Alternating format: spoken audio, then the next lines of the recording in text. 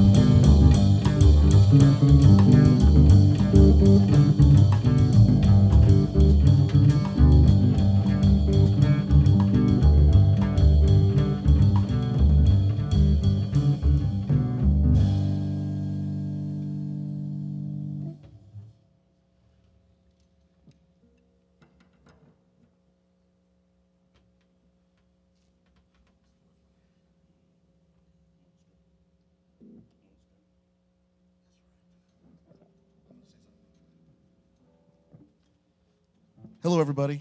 My name's Tony Mata, and you're listening to Kofi Shepsu on the drums and Mike Hawkins on the bass. We're so happy to be here. The tunes we played this evening, we started off with a tune called Alone Together, and then we played a tune that I love to play often, Alice in Wonderland. We just got done playing I'll Remember April. I thought it'd be a fitting number since we're in April. And now we're going to play a monk tune called Monk's Dream, and Mike Hawkins is going to bless us with playing the melody this evening. Thank you.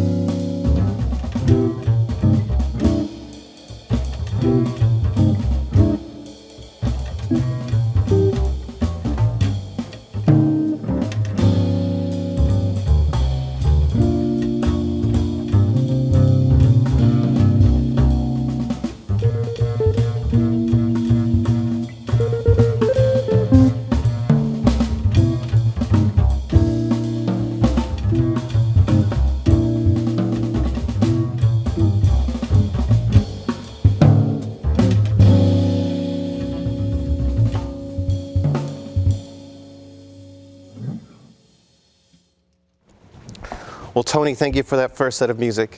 It's been a relaxing evening so far, and thank you for bringing the guys back to the stage. Let's give them their break, if you don't mind, and will you join me for a conversation? Sure. All right. Well, Tony, thank you so much for that first set of music. Oh, you're welcome. And welcome to the series. I know that we haven't had you yet on this, but certainly I have worked with you on something in the past. Probably. I know that to be a fact. I recognize you very, very well, and your name as well, also. But we're going to talk about you and your music tonight for just a little bit. And before we get into that, would you take us back to who you are and tell us something about yourself in your own words? Sure.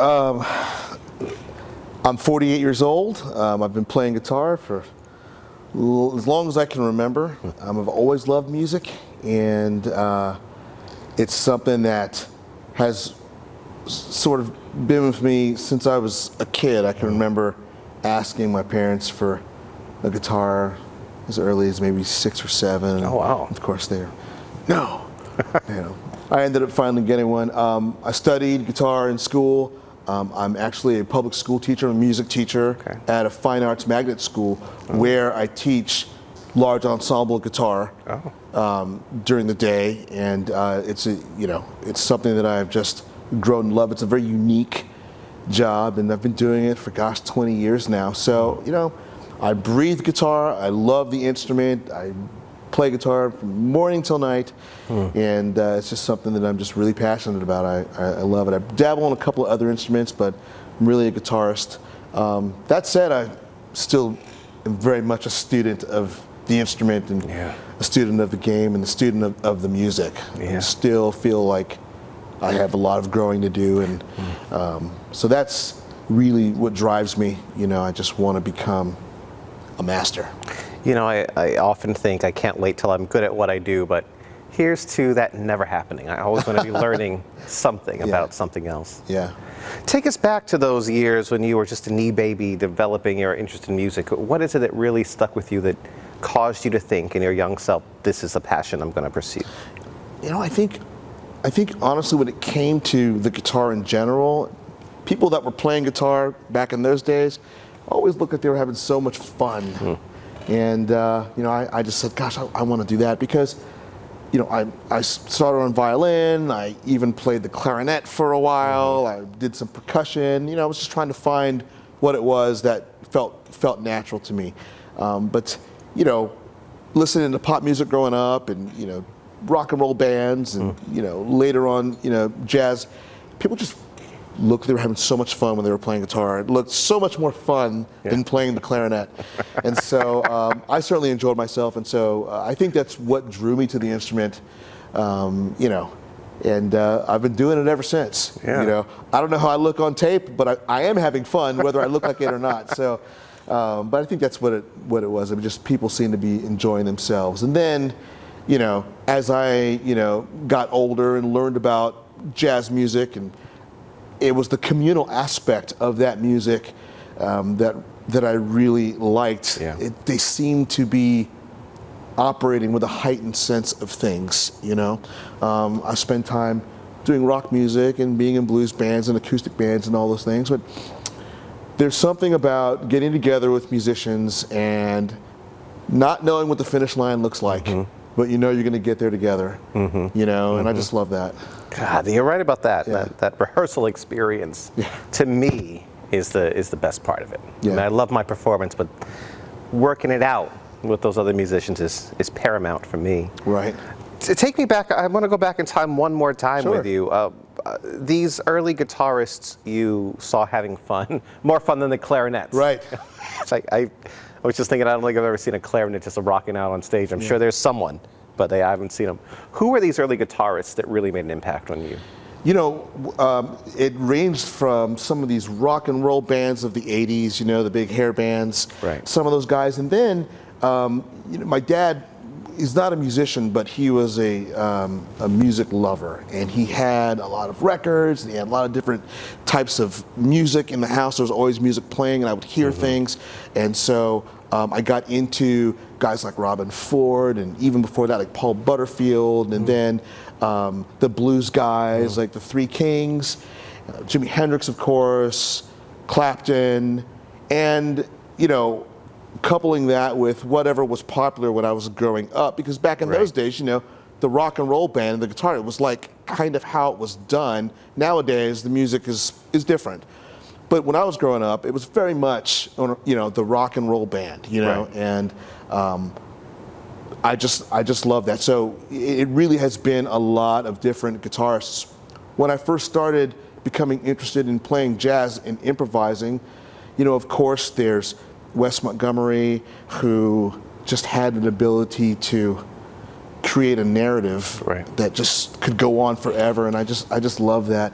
Grant Green and some of the other classic guys, Herb Ellis, these great guitar players that sort of put guitar on the map. Joe Pass was a huge influence, and when I was listening to that stuff, I'm not sure that I knew what was happening, but again, it just seemed to be connecting with the instrument on a much deeper level than just a simple chord progression and swinging and windmilling and throwing the guitar around. You know, I think I grew out of that, and I really wanted to, you know, get deeper, you know, and connect with music on a deeper level, and those guys were doing that. There's a lot of modern guys out there that I really love too, and you know, Peter Bernstein is probably, you know, the guy who's, you know, really carrying the tradition of what we know as jazz guitar today. I love his playing still, even though I sort of bend my ear to sort of the more modern side of things. I mean, he's really like a pillar, you know, for this generation, a snapshot of, you know, what it was, what it is, and where it's going. And so there's just so many good musicians out there, and I mean, just even in Richmond alone, I mean, there's so many killers out here. So there's just a lot of different influences. I don't know that I have a single influence. I mean, for years it was this guy, and then, you know, for a year it was this guy, and oh man, no, I really like this. Oh my, you know, and so it's changed. But ultimately, what I'm trying to do is find my own voice, and I don't know if I'm quite there yet, but that's my goal, is to sort of make a legitimate contribution to the instrument and the music. I love that. That's my legitimate goal too. Just how am I evolving or advancing in some way? The craft, I'm hoping I'm doing something. As you think about music, go deep into guitarists and the guitar and the music. What are the things in your mind that really give an identity to the guitar in America? What is the American guitar? Oh, wow. It's the blues. I think that's where it really starts from an American standpoint. Even the great rock and roll bands from the 60s through the 70s, though there was a lot of new innovation happening with music and technology, I mean, that good music is really rooted in the blues. Even today, when things are really swinging, you know, it's still an extension of the blues in some way, I think. That element of swing, I think it goes hand in hand from being born, you know, out of the blues. But I think that's what makes guitar distinctly American. That would be my guess. I think it's more than a guess. an emblem of education. Oh, thank you. I think that is. You mentioned earlier a guitarist taking the form and using it to create a narrative. You know, in what ways do guitarists like that gentleman or like yourself use the instrument as a storytelling device? Well, the guitar is an expressive instrument, you know, and it's one of those things where you can have a lot of things in between the guitar and the amplifier that can really help you create layers and sounds. There's so much technology involved. What I liked about people like Wes Montgomery is that they didn't have any of that stuff. It was just their two hands, the guitar and amplifier, very simple setup. But I think what distinguishes those guys is that you take, you know, familiar songs, nursery rhymes, things that we've all heard, And whether you're a musician or not, it's almost like you can sing these tunes, whether you're a singer or not. You know, but it's the ability to play an idea and have it very naturally go to the next idea and then to the next idea and really you know, create the story in that way. And you know, sometimes I find myself even doing it. You'll might be in a conversation with someone who just kind of rambles on and never takes a breath, and you know, the story goes here or there. It's the same thing when you're listening to people improvising. I mean, I think the real masters have an ability to sort of have a natural arc. Yes. You know, the solo starts here, it goes here, here's the climax of the story, here's the ending, and it's all very clear to the listener. Even if you're not a musician, you know, it's very relatable, you know, the beginning, the middle, and the end. And I just think that's what we all strive for. God knows I still strive to do that. And but I think that's what separates, you know, the men from the boys, so to speak. I think that was the thing about Wes. I mean, because even in those days, before all of, you know, the language has sort of taken a turn to all this modern language and all this stuff, he was a very meat and potatoes player, but it was so melodic and it was so, you know, the ideas were so clear, you can almost sing them back. And, you know, it just never seemed to get boring or it never seemed like it was meandering. It was always very meaningful. There's an intentionality behind everything that sort of just makes it a pleasure to listen to. Even if you're not a guitar player or a jazz musician, you know, you could listen to someone like him and really appreciate what he's doing. You know, sometimes you hear musicians and you're like, I'm not sure what's happening. They all look like they're very good, but like, I don't understand what's happening. You know, I don't think you know, with those guys, I mean, you could really, it was a listening experience. You know, it was a positive experience in the realm of sound. You know, I think that's, I mean, that would be my guess. I mean, that's what it is for me. You know, it could be something different for someone else, but I think that's what sort of has those, that's why those guys are on a pedestal. I mean, you know, very clear ideas, rooted in the blues. There's an intentionality, everything swings, you know. Well, you're more than a player or an improvisationalist.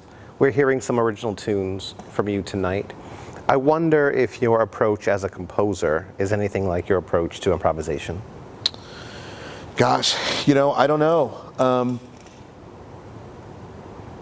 As I said, I've had different musical experiences growing up, going on the road with different bands, being an artist, trying to make it, whatever that is these days before the internet, you know. So I've written bunches of songs, but as far as this format, I think it's different because I'm not singing anything, and so I have to, my hope is that when anybody listens to the music, that they feel something. Whether they walk away feeling what I felt when I came up with that melody is not really important, but as long as they can feel something, you know. I'm fairly new to composing in this particular format. It's something that I found quite rewarding. There are guys that are really good at it, you know, and I think that's my next area of focus. You know, can I present music that is enjoyable to listen to, that maybe bends the barriers of genres a little bit, and again, it's just a legitimate musical statement. I think that's my goal, and still working on it, so still working. I love it. Composition's one of my great loves. I'm working on a piece right now for harpsichord, cello, and oboe. Oh, wow. And I'm really looking forward to understanding or experiencing how that story is received by the public. I really get that sentiment very well. As a student yourself, what was one of the great experiences from one of your great educators that caused you to stick with the craft all these years?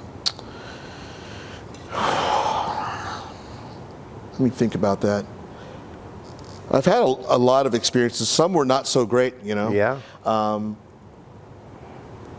I think, you know, when I graduated from college, I had studied classical music. That was my area of study.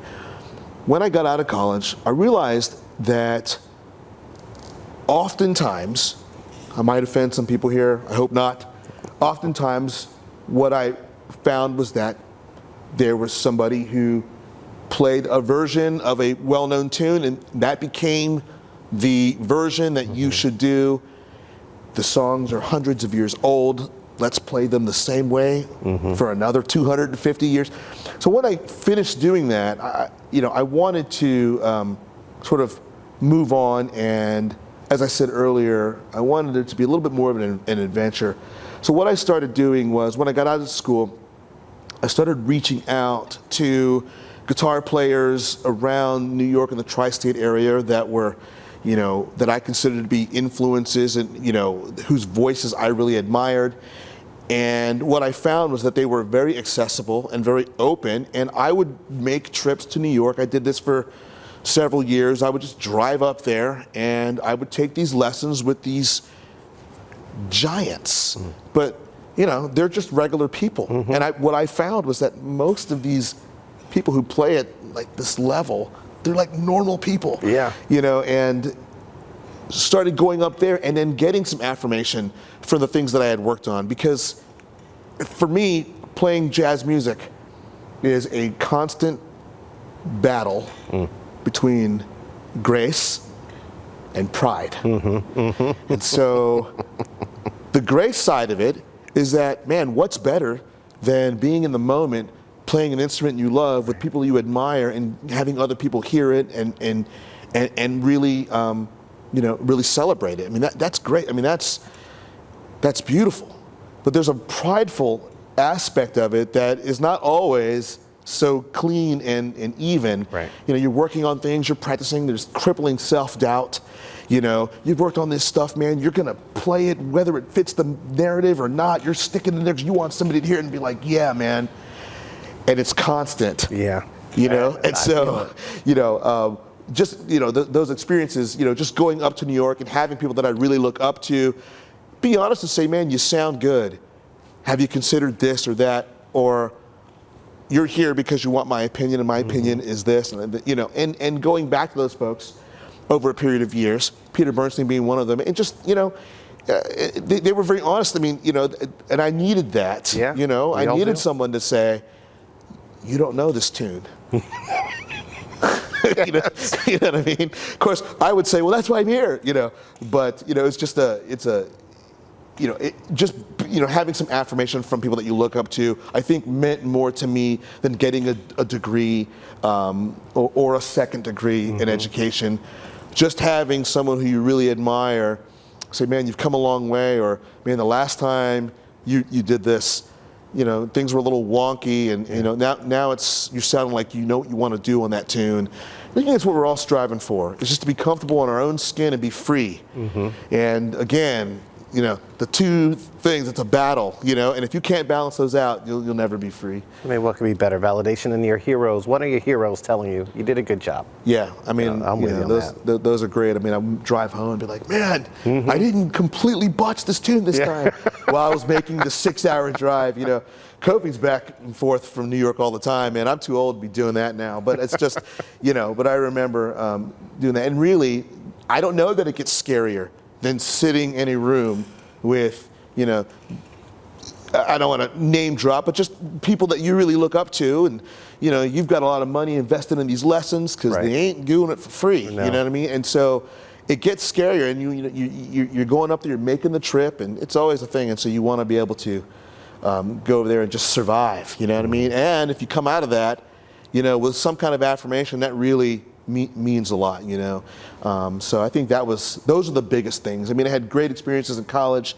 I did a lot of performances and recitals and all that stuff. And, I seem to disconnect from that pretty quickly after school. It was this other thing that was more meaningful to me. Yeah. As a teacher, and we're going to come to the end of our interview here soon, but I want to learn, as a teacher yourself, what is the great lesson that you are hoping you're leaving your students with? Wow. I think at the end of the day, It's all love. It's all love, isn't it? It's all love. And, you know, I get that message across with two things: high expectations and positive reinforcement. Mm-hmm. And those things remain consistent in my classroom. Plus, I'm a real person, you know, and so I think with my students in my large ensembles, I think they like my class because they like me.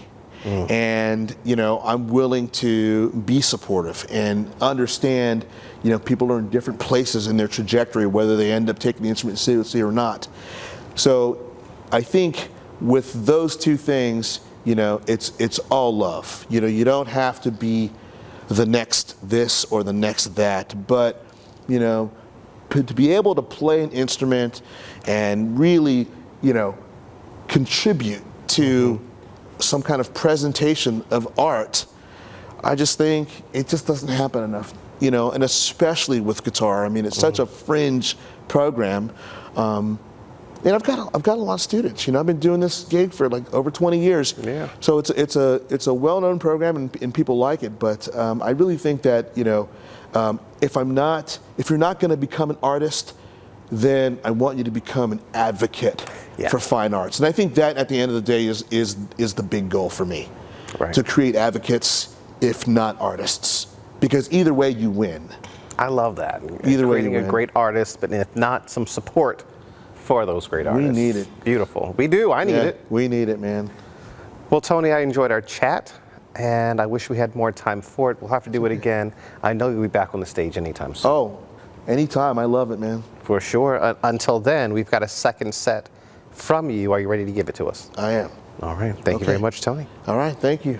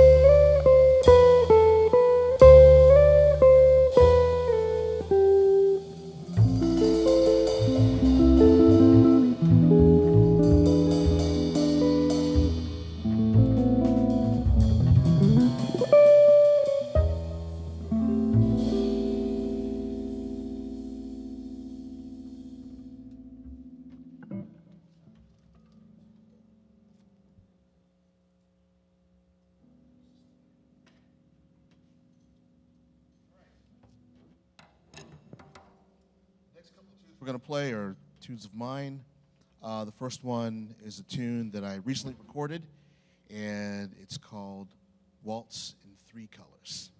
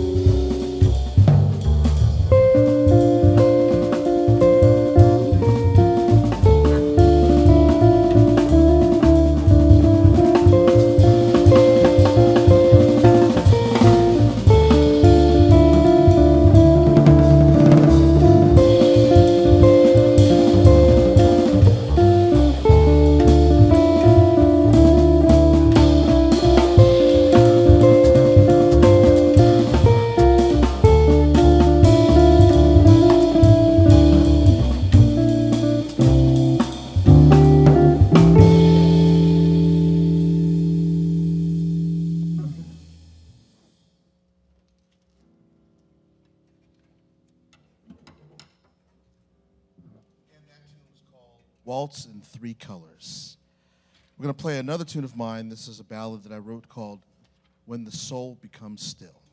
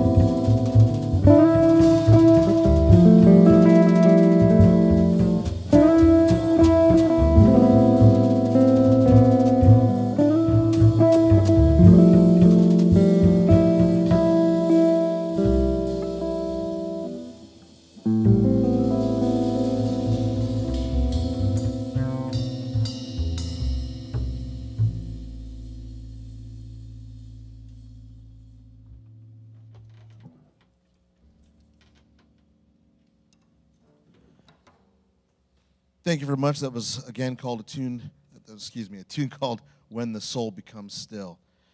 I want to thank Kofi Shepsu and Mike Hawkins for joining me tonight. Pleasure, gentlemen. We're going to take it out with a classic tune I am not ashamed to say that I love. This is Miles Davis's All Blues.